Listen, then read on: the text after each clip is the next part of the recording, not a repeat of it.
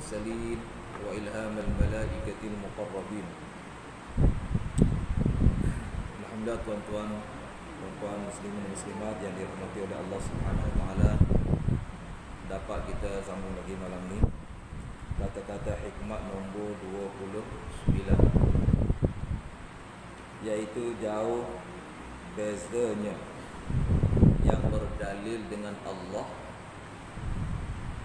berbanding dengan yang berdalil atas Allah. Jauh beza orang yang berdalil dengan Allah. Maksudnya Allah tu dia jadikan dalil bagi adanya semua makhluk-makhluk ini. Ini satu kategori, satu golongan ataupun satu bentuk pemikiran.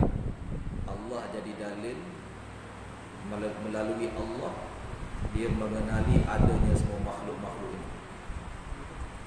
Satu lagi, melalui makhluk dia mengenali adanya Allah. Jadi ada beza dua tu, jauh beza.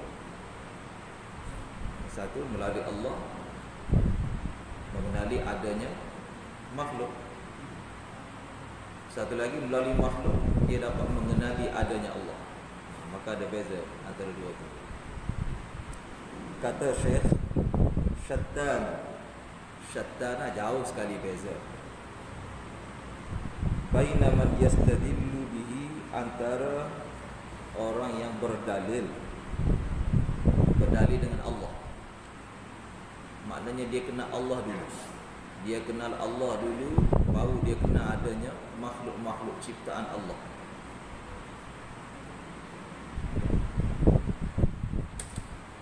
Dia kenal adanya Allah dulu, baru dia kenal adanya makhluk ciptaan Allah. Kita buat contoh mudah ginilah. Katakan kawan kita ada seorang nama Pak Rani lah. Pak Rani ni dia naik pesing dia, tabiat dia naik basikal tua semua. Di mana ada Pak Rani, di situlah ada basikal tua dia. Dia tak naik motor macam orang lain naik basikal tua, contoh. Di mana ada Pak Rani, di situlah ada basikal tua. Di mana ada basikal tua, di situlah ada Pak Rani. Maka ada dua golongan orang dalam kampung. Segolongan, bila dia tengok Pak Rani, dia tahu ada basikal tua situ. Golongan kedua, bila tengok basikal tua, tahu ada Pak Rani situ. Gitu bandingan dia gitu. Jadi ada beza tu. Jauh beza antara dua tu. Dalam sudut pengajian ilmu tasawuf ni, jauh beza. Satu dipanggil majdzub, satu lagi dipanggil salik. Yang kena Allah dulu ni, baru kena makhluk, dipanggil majdzub dalam istilah ilmu tasawuf. Melalui Allah dia kena makhluk. Ini majdzub. Dan ini jarang-jarang orang sebenarnya.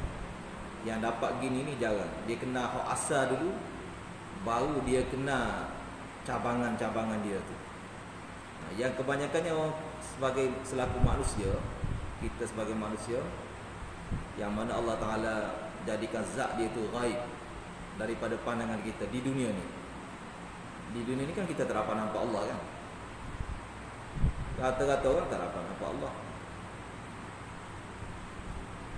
Quran kata apa? La tudrikuhul absar. Bahawa zat Allah tu tak ada mana-mana mata manusia pun dapat lihat di dunia ni. Di syurga lain cerita kan. Di syurga semua orang mukmin akan dapat melihat Allah Subhanahu wa taala. Di dunia ni tak dapat. Nabi Musa pernah minta, Allah tak bagi, tak izin. Nabi Musa minta nak tengok Allah. Rabbi arini anzur ilaik. Ya Allah, wilah peluang kepada hamba dapat melihat kamu. Anzur ilaik. Allah kata lan tarani. Kamu sekali-kali tak akan dapat melihat aku. Nabi sallallahu alaihi wasallam semasa malam Mi'raj pergi menghadap Allah, itu pun ada dua riwayat sama ada Nabi melihat Allah atau tidak. Sebab Nabi semasa Mi'raj tu masih kehidupannya sebagai kehidupan dunia, bukan kehidupan syurga lagi Nabi. Jadi berdasarkan kaedah umum bahawa manusia ini tak dapat melihat Allah di dunia ni, maka ikut pendapat Aisyah radhiyallahu taala anha, Nabi pada malam Mi'raj tidak melihat Allah. Yang Nabi lihat tu Jibril. Ini pandangan Aisyah. Pandangan Ibn Abbas pula, Nabi melihat Allah Subhanahu Wa Taala. Sebab alam tu, walaupun Nabi masih di dunia, masih dengan kehidupan dunia, tapi alam tu alam lain, bukan alam dunia. Nabi melihat Allah Subhanahu Wa Taala. Ada dua pendapat. Tapi secara umumnya manusia tak dapat melihat Allah. Sebab apa? Dunia ni tempat ujian. Kalau semua dapat melihat Allah, macam di alam arwah semua dapat melihat Allah, semua memberi penyaksian Allah itulah Rabb, tak timbullah dunia ni sebagai tempat ujian. Kalau semua dapat tengok, Fir'aun pun tengok Allah, Abu Jahal pun tengok Allah, semua, Qarun pun tengok Allah, semua beriman je lah. Tapi kerana dunia ni tempat ujian, maka rata-rata manusia tak dapat melihat Allah Subhanahu Wa Taala. Jadi macam mana nak kenal Allah? Kebanyakannya kena melalui makhluk dulu. Dia kena alam ni, kena pokok, kena haiwan, kena bukit bukau, gunung ganang, baru dia kenal Allah. Dia tengok semua ciptaan ni. Orang putih kata creation, ciptaan-ciptaan. Mesti ada creator, mesti ada pencipta. Ini yang banyak berlaku. Yang jarang-jarang berlaku kena Allah dulu. Melalui Allah. Contoh kita buat contoh Pak Rani tu ya. Tengok ada Pak Rani situ, adalah basikal dia. Basikal tua dia. Ini jarang-jarang gini. Dalam konteks mengenali Allah, kenal Allah melalui kenal Allah, dapat mengenali bahawa semua makhluk ni ciptaan Allah. Ini jarang-jarang. Jadi tuan kitab kata, jauhlah perbezaan syattana baina man yastadillu bihi wa baina man yastadillu alaihi, antara orang yang berdalil dengan adanya Allah, berdalil bagi adanya semua makhluk-makhluk ciptaan ini, dengan orang yang berdalil melalui makhluk, berdalil terhadap adanya Allah Subhanahu Wa Taala. Jauhlah perbezaan antara yang mengambil dalil dengannya. Dengannya ini dengan Allah. Dengan Allah tu dia ambil dalil atas adanya makhluk-makhluk. Berbanding apa? Dengan yang mengambil dalil atasnya, mengambil dalil atas Allah. Yakni ada makhluk, melalui adanya makhluk ni dia ambil dalil bagi adanya Allah. Jauh beza dua tu. Jauh beza. Al-mustadillu bihi arafa al-haqqa li ahlihi wa athbata al-amra min wujudi aslihi. Yang mengambil dalil dengan adanya Allah itu, dengan adanya Allah dia ambil dalil atas adanya makhluk, kan, dengan adanya Allah dia ambil dalil atas adanya makhluk, itu dia ni mengenali hak bagi yang ahli, yang empunyanya. Dia mengenali hak, dia mengenali hak bagi yang empunyanya. Hak yang sebenar wujud siapa? Allah ke makhluk? Allah. Allah punya wujud, wajibul wujud. Wujud dia mesti. Makhluk punya wujud ni mungkinul wujud. Boleh ada, boleh dia tak ada. Allah bagi ada, dia ada. Allah bagi tak ada, dia tak ada. Jadi kewujudan makhluk tak mesti. Jadi kalau kita tak hak wujud yang sebenar, hak ni maksudnya yang semati, yang sebenar. Yang sebenarnya wujud siapa? Allah. Yang sebenarnya ada kudrat siapa? Allah. Makhluk ada kudrat pun pinjaman je, bukan sebenar. Kaum Ad pernah David ada. Mereka tahu man asyaddu minna quwwah. Siapa lebih kuat daripada kami? Kaum Ad gagah dia ni. Diriwayatkan dia boleh cabut pokok kelapa ke, pokok kurma ke. Cabut gitu, gagah dia. Sehingga mereka bangga diri. Datang ujub dalam diri. Man asyaddu minna quwwah. Siapa lebih kuat daripada kami? Allah jawab balik. Awalam yara anna Allah alladhi khalaqahum wa ashaddu minhum quwwah. Mereka tak fikir kan? Orang tahu kata tak fikir. Mereka tak fikir kan bahawa Allah yang cipta mereka itu lebih kuat lagi daripada mereka. Jadi orang yang kenal Allah dulu baru mengenali makhluk ni, dia mengenali hak yang sebenar. Hak sebenarnya ada, hak sebenarnya berkuasa, hak sebenarnya apa lagi, memberi rezeki, hak sebenarnya indah, jamal punya keindahan. Dia mengenali hak yang sebenar, yang semula li ahlihi, dan dia mensabitkan hak itu bagi pemilik yang sebenar. Dia kenali wujud yang sebenar apa? Allah. Dan wujud sebenar tu dia sabitkan untuk Allah. Sebab dia kenal Allah dulu. Makhluk dia kenal kemudian. Maka dia letak pada tempat yang sebenar. Letak kewujudan pada zat yang selayaknya memiliki kewujudan. Dia letak kudrat pada zat yang selayaknya memiliki kudrat. Dan dia letak apa lagi? Punya iradah, punya kehendak. Di antara sifat Allah kan apa? Allah ada kaunuhu muridan. Allah kehendak, sentiasa ada kehendak. Allah punya kaunuhu, mana sentiasa berkehendak. Kehendak Allah ada semua. Jadi kaunuhu muridan tu dia letak pada Allah. Berbeza orang yang kena makhluk dulu ni, dia boleh tersasul. Itu jadi orang Hindu ke orang kafir ke apa kan, dia letak kaunuhu muridan tu kadang-kadang letak pada patung tu, berhala yang dia sebut. Kaunuhu qadiran, sentiasa berkuasa, dia letak pada berhala dia. Orang musyrik Makkah dulu pun gitu juga, letak pada berhala, letak pada patung sebagainya. Sebab dia tak kenal Allah, dia kenal makhluk dulu, dia boleh tersasul. Dia letak tu bukan pada tempat yang sebenar. Kita makhluk ni walaupun ada iradah, tak sama-sama. Betul. Ada masa ada iradah, ada masa tak ada iradah. Tak ada kaunuhu muridan tu tak ada. So, kita ambil muridan ke apa? Keinginan. Keinginan manusia ni. Keinginan nak, contoh mudah, keinginan nak makan lah, keinginan makan. Nak cerita bukan ada semua iradah pada manusia ni. Keinginan makan masa lapar je, bila kenyang tak murah. Masa remaja makan kuat 2, 3, 4, 5 pinggan selamba je. Bila dah tua dah agak habis pinggan pun mepeh lah bila dah tua. Keinginan tu. Jadi keinginan maknanya manusia dia tiada ada iradah, kudrat sama-sama. Kudrat mungkin adalah pinjam. Kudrat yang ada pada manusia ni adalah pinjam, bersifat pinjaman. Lepas tu dak sama pula. Masa budak, masa lahir tak ada kudrat dia, baru lahir. Tak ada kudrat penglihatan, semua terhad. Allahu akhrajakum min butuni ummahatikum la ta'lamuna syai'an.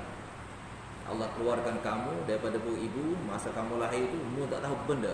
Sifat ilmu tak ada masa tu. Allah kaunuhu aliman. Tahu semua. Tidak berhenti. Allah punya sifat mengetahui itu.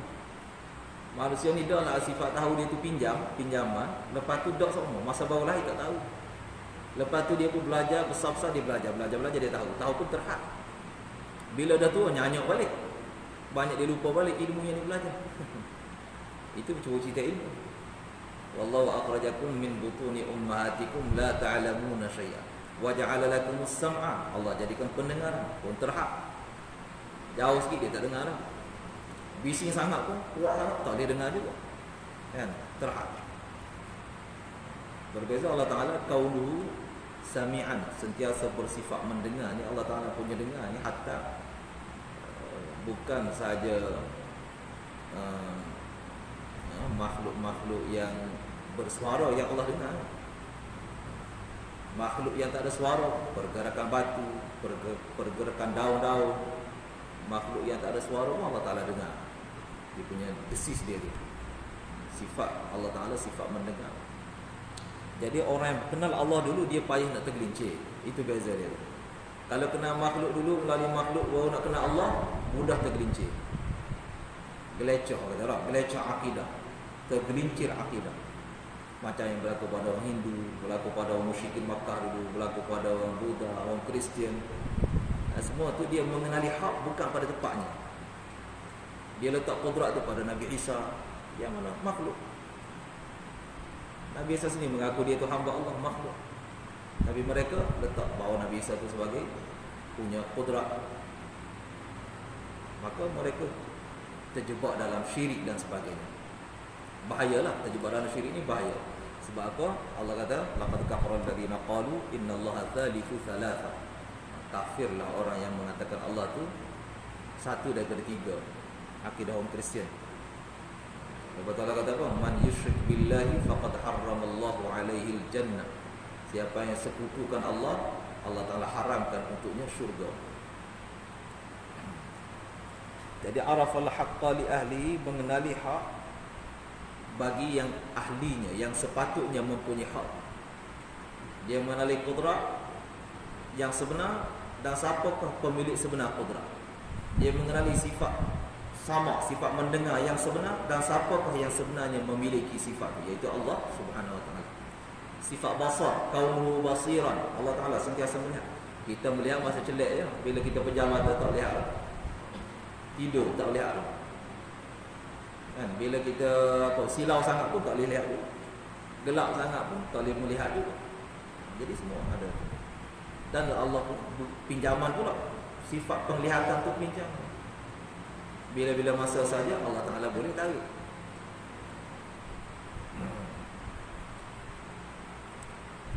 Dan menyata dan mensabitkan perkara itu. Arafal haqqa li ahlihi, mengenali sesuatu yang hakikat, dan mensabitkan hakikat itu bagi yang selayaknya memiliki, iaitu Allah Subhanahu wa taala. Wa athbatal amra min wujudi aslihi, dan mensabitkan perkara, segala perkara inilah pada wujud asalnya. Mensabitkan kewujudan makhluk kepada apa? Adanya Allah. Kalau tiada Allah, tiada makhluk. Makhluk ni ada upaya sikit sebanyak. Boleh angkat berat, boleh apa, boleh berfikir, boleh melihat, ada sikit sebanyak upaya. Dia sabitkan daripada mana tu? Daripada Allah. Athbatal amra, mensabitkan segala perkara daripada kewujudan asalnya. Asal kudrat mai mana? Allah. Kan asal sifat melihat ni mai daripada Allah. Sebab itu bila orang Yahudi tanya Nabi kan, dia yas'alunaka 'anil ruh. Mereka tanya kamu, wahai Nabi, roh tu apa? Kan apa roh yang manusia boleh melihat, manusia boleh mendengar, boleh bercakap bila ada roh, boleh pegang, boleh berlari kerana ada roh. Apa dia punya tu? Hakikat dia tu. Allah Taala suruh Nabi jawab ringkas, tak payah detail sangatlah. Sebab hakikat roh ni tak semua orang boleh faham. Orang-orang yang macam Imam Ghazali boleh lah, kan? Macam Al-Imam Syah Walullah Dihlawi, orang yang Allah Ta'ala beri ilmu ar-rasikh, ilmu yang mendalam, mereka pun boleh lah faham apa itu hakikat roh. Nak cerita pada orang ramai ni, Allah suruh Nabi cerita sekadar yang ringkas saja, iaitu apa dia? Qulir ruhu min amri rabbi. Roh tu daripada asal usul roh tu daripada perintah Allah, berpunca daripada amar, perintah Allah. Allah suruh si mamak tu melihat, contoh si mamak kan dia boleh melihat, maka si mamak tu boleh dah melihat. Allah keluarkan perintah. Sebab perintah Allah ada dua bentuk kan. Ala lahul khalqu wal amru. Satu perintah yang namanya perintah takwini. Perintah takwini, al-khalqu, mengadakan, yang disebut juga kun fayakun. Innama amruhu idza arada syai'an an yaqula lahu kun fayakun. Allah kata ada. Allah kata mamak melihat. Mamak pun mendengar. Mamak pun berjalan. Itu kun fayakun, dipanggil perintah takwini. Itulah roh. Secara mudah untuk fahamnya roh itu je. Ada perintah Allah pada seseorang tu boleh melihat, dia pun melihat. Sampai satu masa Allah tarik perintah tu, matilah, tak boleh melihat. Dah si mamak tu dah Allah tarik dah perintah untuk dia boleh melihat. Itu perintah takwini namanya. Satu lagi perintah tashri'i, yang kita dah buat setiap hari. Kita dah semayang, kita dah bercakap benar, kita jujur, kita buat muamalah dengan betul, kita meninggalkan larangan-larangan Allah. Itu semua masuk dalam perintah yang namanya perintah tashri'i. Perintah syariat, perintah tashri'i. Jadi Allah ada dua kan. Ala lahul khalqu wal amru. Al-khalqu tu perintah takwini. Perintah takwini. Dan Al-amru yakni perintah tashri'i. Jadi orang yang mengenali Allah ni dia mensabitkan segala perkara daripada kewujudan asal. Asal si mamak boleh melihat ni sebab Allah beri dia upaya melihat melalui perintah kun fayakun tadi. Dia boleh berjalan, Allah bagi melalui perintah Allah, innama amru idza arada syai'an an yaqula lahu kun fayakun.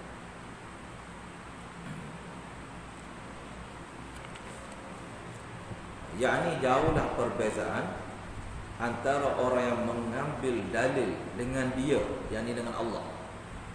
Dia ambil dalil dengan Allah, berdalil dengan adanya Allah tadi atas segala makhluk, yakni kainat. Dalam bahasa Arab dipanggil kainat.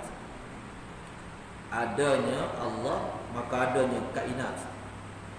Dia berdalil dengan adanya, melalui dia mengenali Allah, dia pun mengenali adanya kainat. Kita buat contoh tadi, ada Pak Rani, ada bersikap tua di situ. Tengok depan kedai kopi tu Pak Rani, ada Pak Rani duk cokor kan kat kedai kopi, adalah bersikap dia. Kadang-kadang dia tak nampak bersikap tu, terlindung balik pokok pisang, tapi dia yakin mesti bersikap Pak Rani ada. Sebab Pak Rani gimana mana pun bersikap tua tu lah, kita tak naik. Contoh kan. Jadi ada Pak Rani cokor dekat kedai kopi, mesti ada bersikap dia. Nah, ini satu bentuk pemikiran,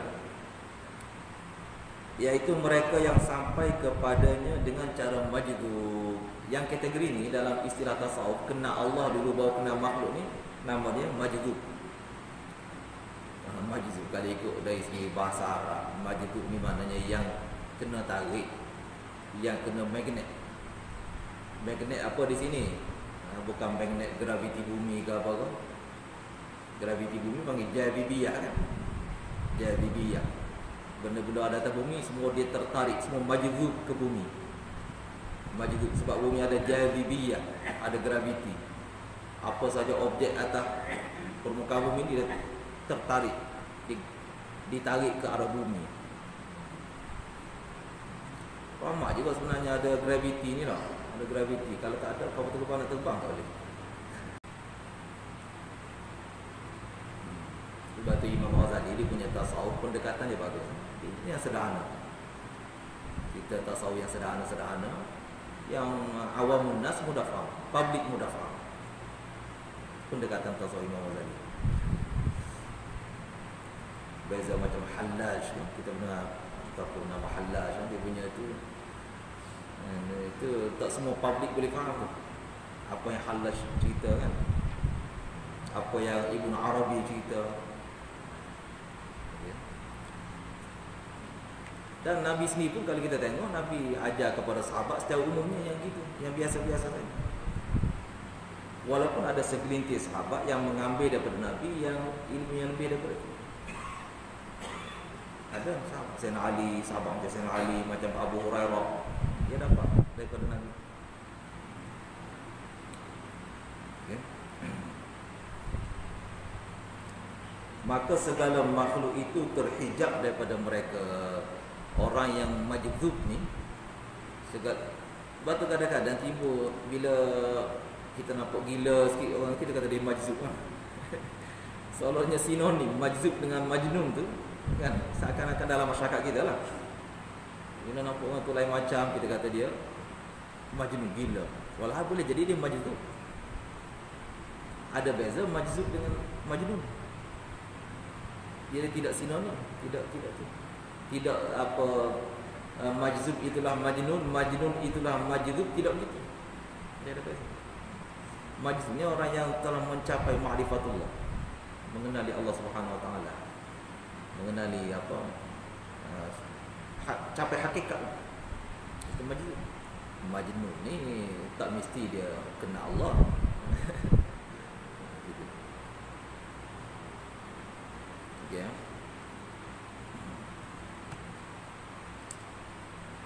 Macam orang Makkah kan tak boleh beza kan? Tak boleh beza. Nah, mereka kata Nabi itu majnun. Bukan begitu.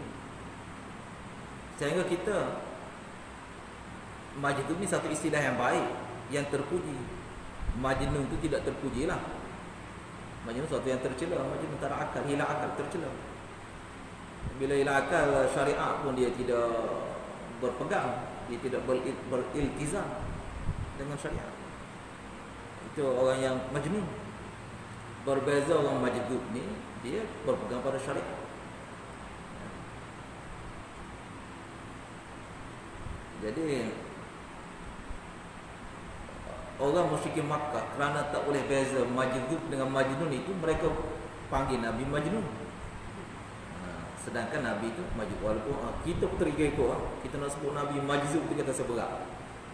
Walau majnun istilah terpuji, sebab dah jadi satu persepsi buruk dalam masyarakat kita. Majnun ni orang yang tak betul. Sedangkan majnun ni orang mengenali Allah. Siapakah yang mengenali Allah lebih daripada Nabi?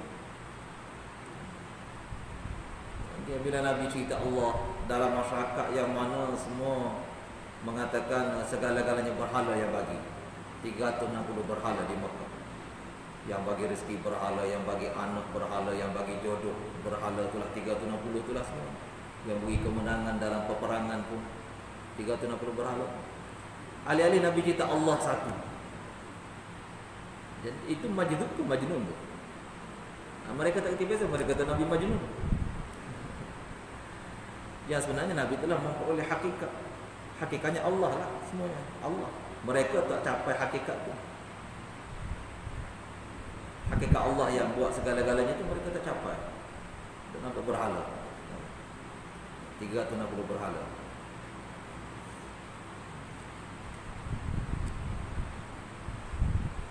Maka dilihatnya makhluk itu, maka ia tiada.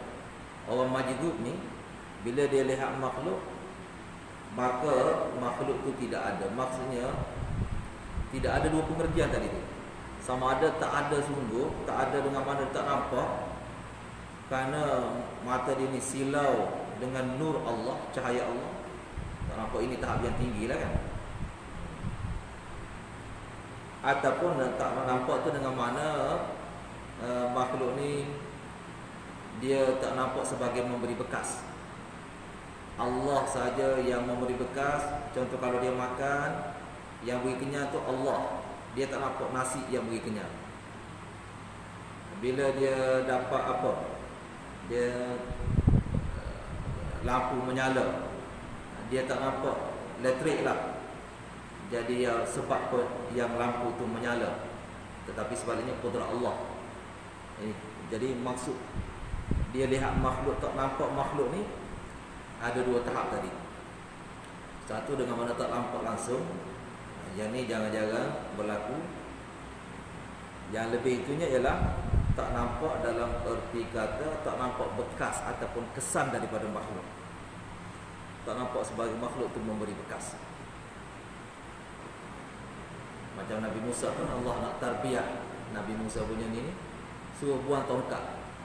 Matil ka biyaminika ya Musa, qala ya asaya. Wahai Musa, apa yang kamu pegang di tangan kanan kamu? Dia kata tongkat. Aku macam-macam kegunaan. Waliya fiha ma'aribu ukhra, banyak kehendak aku boleh tertunai daripada tongkat. Allah Ta'ala nak alih pandangan Nabi Musa AS supaya tak nampak tongkat tu yang beri bekas. Alqiha ya Musa. Musa campur tongkat tu, buang.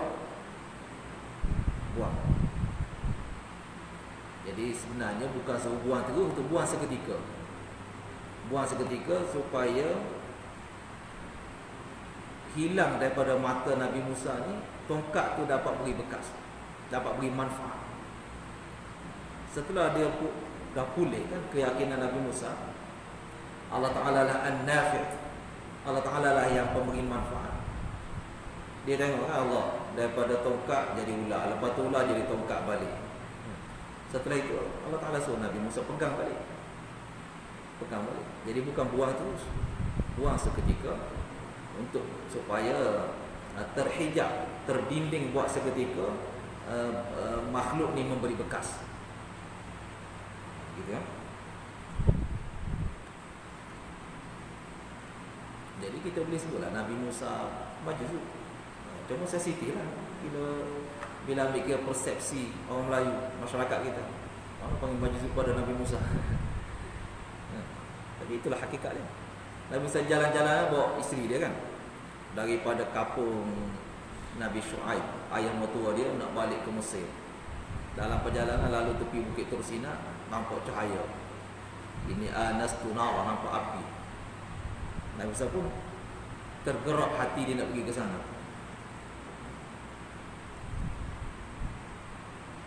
Bila pergi sana, falamma ataha nudiya ya Musa.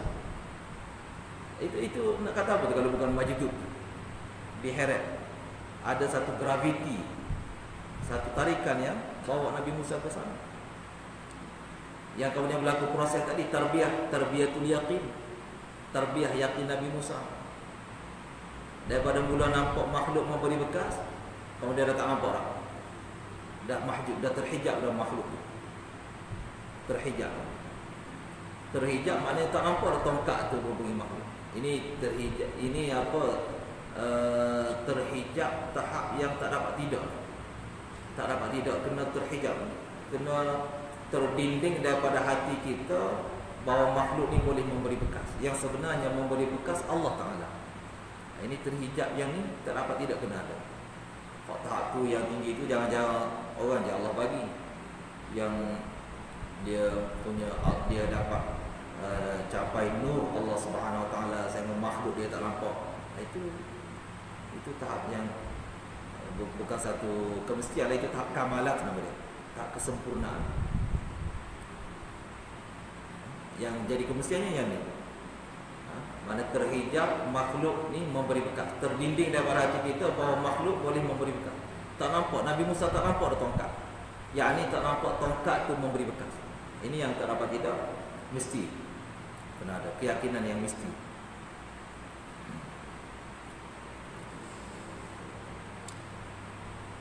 Maka diambilnya dalil dengannya, yakni dengan Allah, atas adanya makhluk itu. Dan beza kan, jauh perbezaan antara orang ni, orang majdub ni, dan antara orang yang mengambil dalil atasnya dengan makhluk. Mengambil dalil atas adanya Allah dengan, yakni melalui. Dengan mana apa? Melalui. Yang kita kata via, via mana melalui ya? Melalui makhluk. Melalui makhluk dia mengambil dalil atas adanya Allah. Dan mereka adalah orang yang salik. Ini nama salik dalam istilah tasawuf. Dia tengok basikal Pak Rani, dia kata ada Pak Ani situ. Pak Ani tak nampak lagi, nampak basikal dulu. Pergi kedai kopi, ada basikal Pak Ani, sandar kat Pak Bisa. Mesti ada Pak Ani. Ini salik. Contoh, sekadar contohnya tu. Melalui makhluk, dia mengenali adanya kudrat Allah, mengenali adanya Allah. Ini Imam Ghazali pun guna pendekatan ni. Imam Ghazali kata apa? Man arafa nafsahu faqad arafa rabbahu. Siapa yang kenal dirinya, dia kenal Allah. Kenal diri dulu. Makhluk diri kita kan makhluk kan. Kenal diri kita ni makhluk lemah, tak erat, masalah air daripada 10,000 tak boleh buat benda, nak makan sendiri tak boleh. Nak basuh kucing sendiri tak boleh. Sebagainya kan. Semua lemah. Wallahu akhrajakum min butuni ummahatikum la ta'lamuna syai'an wa ja'ala lakum as-sam'a wal absara wal af'ida la'allakum tashkurun. Bila sedar lemah, sedar tak mampu, manusia pun dia akan datang rasa syukur, berterima kasih kepada Al-Mun'im, Allah Ta'ala pemberi nikmat. Sebab tu syukrul mun'im wajibun. Berterima kasih kepada Allah yang beri nikmat wajib. Bersyukur tu wajib. Jadi kenal diri dulu. Bila kenal diri, baru kenal Allah. Ada orang dia kenal alam ni, afaqi dia panggil, dalil afaqi, ufuk. Gunung ganang, langit, bumi, awan. Dalam Quran Allah sebut, afara'aitumun nar allati turun. Kamu nyalakan api setiap hari. Api itu siapa yang beri dia punya punca dia tu, sumber api tu. Kamu minum air setiap hari. Afara'aitumul ma'a alladhi tashrabun antum anzaltumuhu minal muzni am nahnul munzilun. Kamu yang turunkan air itu dari awan ataupun kami yang turunkan melalui awan, melalui air. Kenal Allah. Ini salik. Mereka dalam keadaan suluk. Mereka dalam keadaan suluk itu terhijab daripada Tuhan mereka. Mereka yang salik ni, yang nampak makhluk dulu ni, terhijab dari Tuhan mereka dengan melihat lainnya, nampak makhluk dulu. Dan Al-Haq Ta'ala, Allah Ta'ala itu gaib daripada mereka.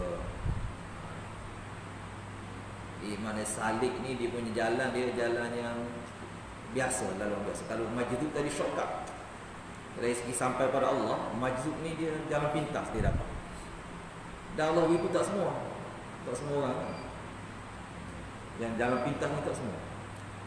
Jadi kebanyakan yang jalan biasa dia kenal makhluk dulu, lepas tu dia kenal Allah.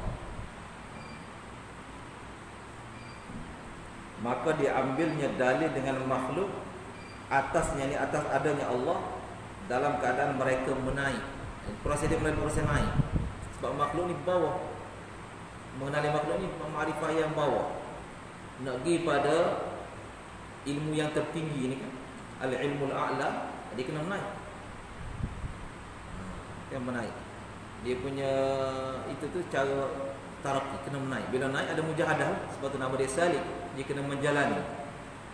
Macam hiking gunung, hiking bukit, hiking manjat dia, mendaki. Dia kena daripada bawah ke atas. Banyak usaha kan, banyak tenaga. Begitu juga orang kenal makhluk dulu, nak capai mengenali Allah ni, dia lalu proses mujahadah yang banyak. Dia mujahadah yang paling ketara, macam Nabi Musa tadi, dia kena buang tongkat dia tu. Sekali-sekala dalam agama ni Nabi anjurkan kita kena buang seketika. Bukan buat tu, kalau buat tu jadi rahbaniyah. Tak ada dalam Islam, la rahbaniyata fil Islam. Dalam Islam tak ada ajaran rahbaniyah buang terus, tak ada. Buang seketika. Buang tadi macam Nabi Musa buang tu. Buang tu mujahadah tu. Buang supaya dapat terhijab hati kita daripada mengatakan makhluk tadi memberi bekas. Gitu. Jadi dia banyaklah tu bila kata mujahadah tu banyak. Falaqtahamal aqabah wa ma adraka mal aqabah. Ada halangan-halangan yang banyak yang kena dilalui kan. Rasanya masa tak mengizinkan kita break dulu. Gerak. Wassallallahu ala nabiyina Muhammadin wa ala alihi wasallam.